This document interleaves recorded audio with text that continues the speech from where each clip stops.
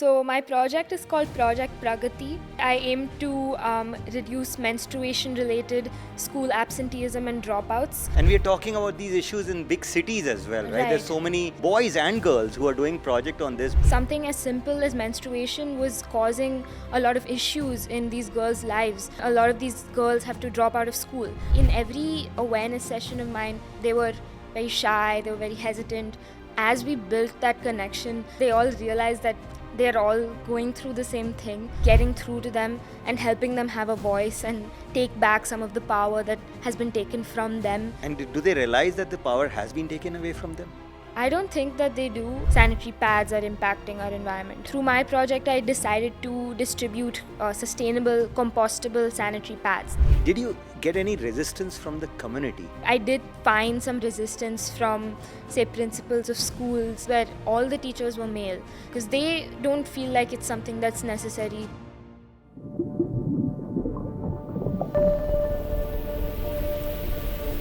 A single whisper, a quiet step,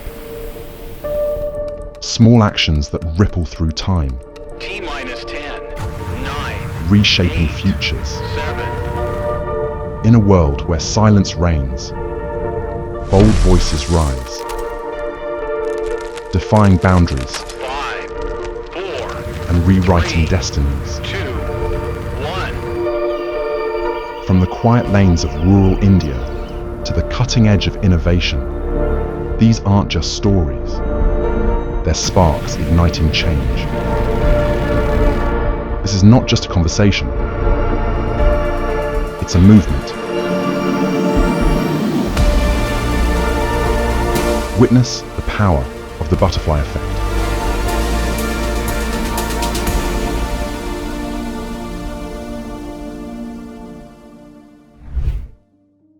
This is a photo of a desert in the remotest areas of India, the vast, barren run of Kutch, my hometown.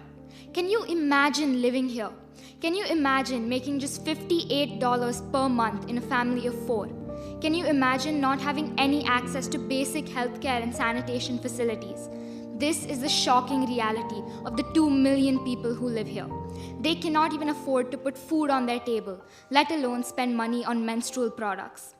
In one such town, I met Saraswati, a bright 12-year-old girl who spoke to me about what happens within her home when she gets her period.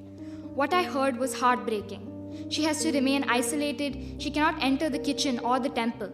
Soon she would have to drop out of school and get married. And she is only one of the 23 million girls in India who drop out of school every single year when they get their period.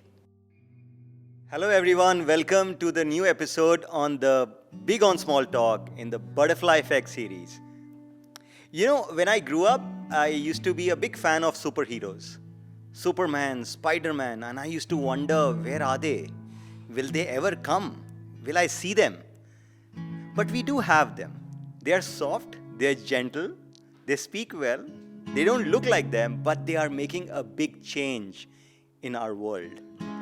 And it is my pleasure today to welcome my student Ananya, who's making a big difference in rural Gujarat and taking women safety, women healthcare, and women empowerment right in our own hands and creating an impact in the villages. Welcome, Ananya, to the Big on Small Talk. Hi. How are you doing? I'm doing good. Thank you for having me. So my project is called Project Pragati, and through Project Pragati, I aim to reduce menstruation-related school absenteeism and dropouts. And I do this by talking to girls in rural areas, in rural Gujarat, talking to them about menstruation, spreading awareness, and also empowering them with sanitary facilities that they require, like sanitary pads and sanitary napkin incinerators in schools. And why rural Gujarat? How did you land up there? So I think since a young age, I've always been very passionate about gender equality. So when I came to know about menstruation being something that is causing a hindrance in women's lives, that was something that was very shocking to me. And especially at a young age, when I was exposed to what menstruation is, what a period is, I just looked at it as something that was a part of our everyday life, and it's a part of, every menstruator's life, and it's just something we have to go through. But when I started looking into it and I found that something as simple as menstruation was causing a lot of issues in these girls' lives, like superstitions related to it and lack of awareness. And all of that was ultimately relating to propagations of generations of, oppression. And because of menstruation, a lot of these girls have to drop out of school. And when they drop out of school, they lose out on their education and their chance to build a better future for them. And this was something that I found very shocking, and I wanted to work on it. And when I looked at my own hometown, I'm originally from Kutch and my grandparents grew up in Kutch. So when I spoke to them, I spoke to all my family members.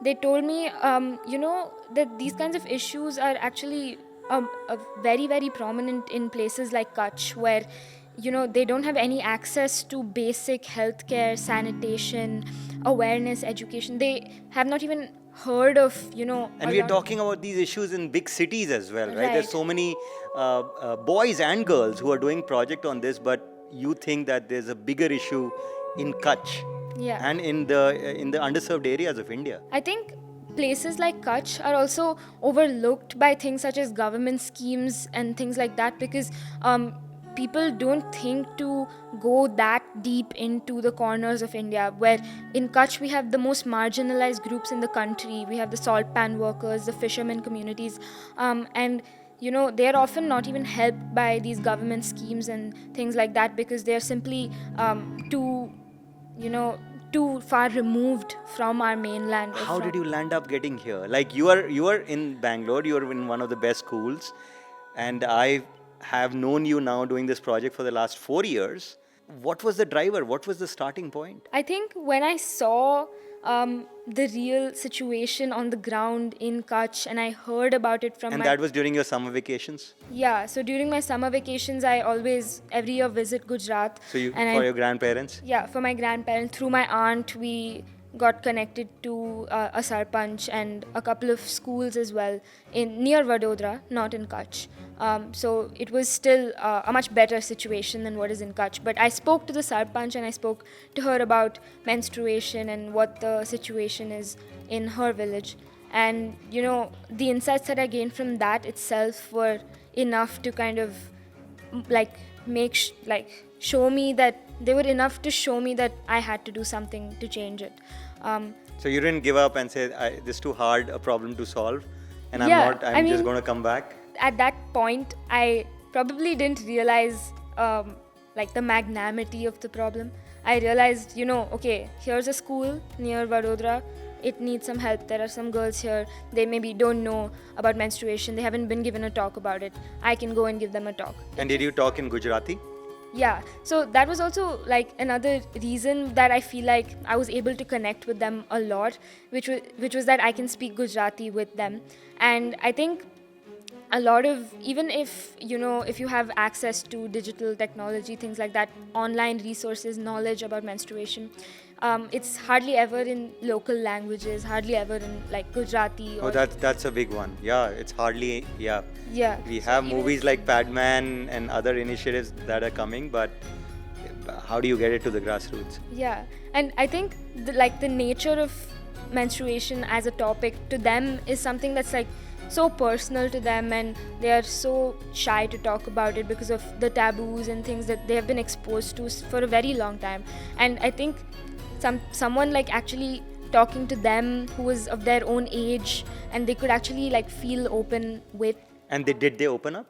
I do think in every awareness session of mine, you would see, so there was an initial phase where they were very shy, they were very hesitant, they would not interact with me. I would try to have some icebreaker activities, I tried to connect with them. But at the beginning, the reception was very, they were very reserved about it. They didn't want to talk so openly. I would go. And here's a city girl coming and asking them these personal questions. Yeah, I would go, I would ask questions tell me your first period story.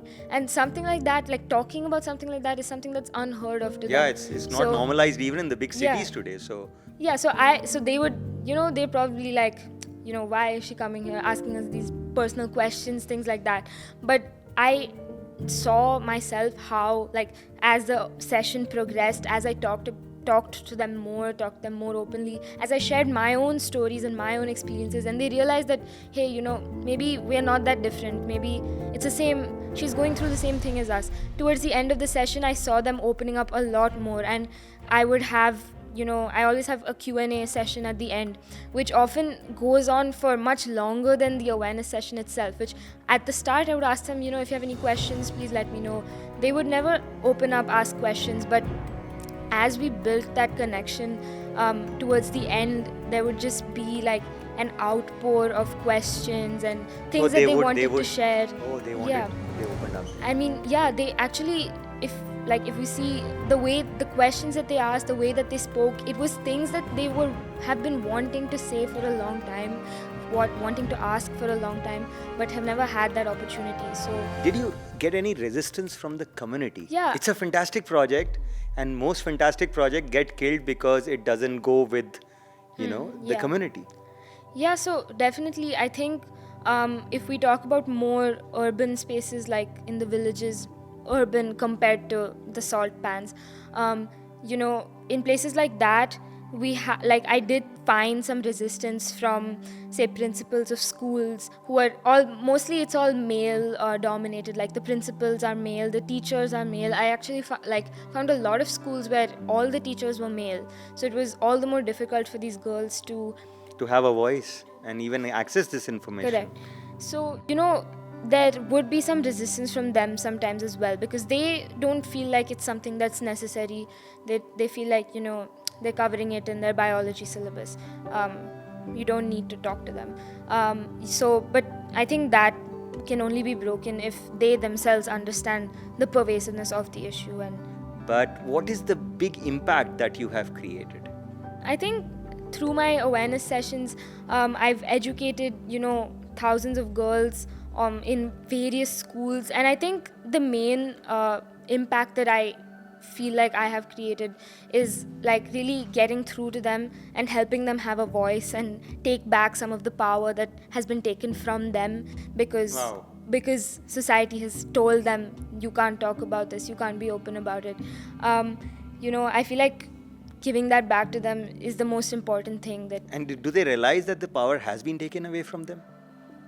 I don't think that they do until they finally talk about it and they realize how freeing it is to talk about it. Because, the way that in my awareness sessions towards the end, like things, their questions, it just keeps increasing, and then suddenly everyone has something they wanted to say. And at the start, if you ask them, does anyone have a question?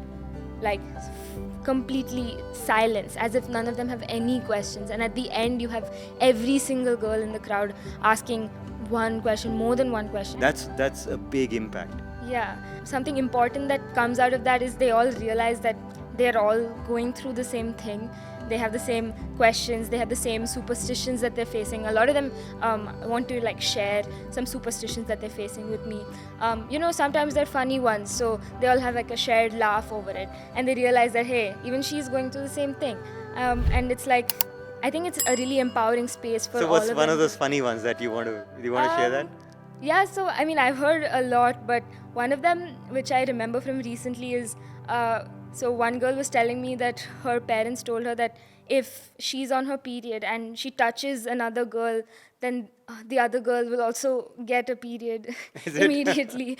And all these girls obviously realize that this was false. And when these kinds of things are shared, they all do laugh about it, even though it's a serious topic. It's they find a way to Any other impact that you want to share and talk about? I think something throughout the course of my project that emerged as something I really wanted to focus on as well was sustainable menstruation. And I think obviously getting access for these people, getting access to hygienic ways to manage their period, that was what was important. But doing it sustainably is something that I felt was needed. And I actually did speak to them about sustainable menstruation as well in my awareness session. So I would kind of speak to them and give them a little insight into how sanitary pads are impacting our environment, how these things are working. So through my project, I decided to distribute sustainable, compostable sanitary pads that degrade in 3 to 4 months into compost. So, Fantastic. So this is climate friendly as well. So yeah, that was something I wanted to keep a focus on. wonderful. As we wrap up, Ananya, any words that you would like to share for our viewers or millions of girls out there like you? Yeah, I think even if these issues and these things seem scary and it seems like, I'll never be able to make an impact, I'll never be able to make a dent in something that is so vast. And that is, that is a real worry, which, I also had at some point, where I felt like this desert, these villages, they go on forever, and at some point I have to stop and wonder how much of an impact I'm actually making.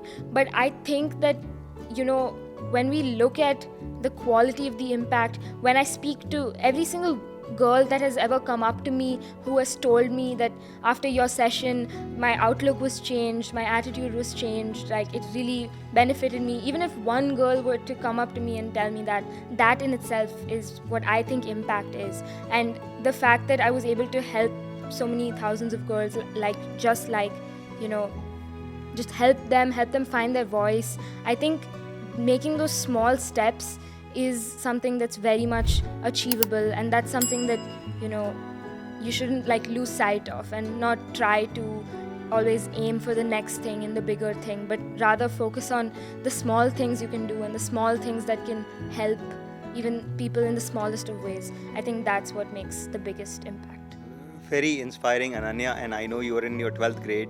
You are great in academics. You have a great university application process coming up, and nothing of that got stopped because of this, and that to me is more inspiring. And on that note, I would like to wrap up and ask the viewers that, are you living a life of and? What are you waiting for? We all think that after my education I'm going to make an impact, after I have a good corporate career I'll make an impact. These young champions are inspiring us that we cannot wait. Everything can coexist. We can make life good for ourselves as well as people around us by standing up for themselves and making them stand up for themselves and creating a big impact.